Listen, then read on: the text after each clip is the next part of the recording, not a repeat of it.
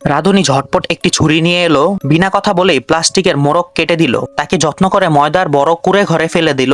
রাধুনী ময়দা সমানভাবে মেয়ের শরীরের উপর মাখতে লাগলো, মাংসটা যেন আরো নরম হয় এজন্য তিনি মেয়ের শরীর নিয়ে মাখামাখি করতে থাকলেন। শুরুতে মেয়েটি উপভোগ করছিল, কিন্তু জানতো না যে শীঘ্রই তার মৃত্যু ঘটবে। তখন মেয়ের পায়ের 360 ডিগ্রি ঘোরানো হলো, মেয়েটিকে স্থানান্তরিত করা হলো কাঁচা গোস্ত কাটার তক্তায়। মেয়ের ওপর বিভিন্ন সবজি সাজানো হলো। যখন গন্ধ ও স্বাদ মিলে গেল, তাকে 1000 ডিগ্রি তাপমাত্রার গভীর তেলে ফেলে দিয়ে ধীরে ধীরে ভাজা হলো। ময়দার সঙ্গে মেশানো রেড ওয়াইন মেয়ের নখের উপর মেখে দিল।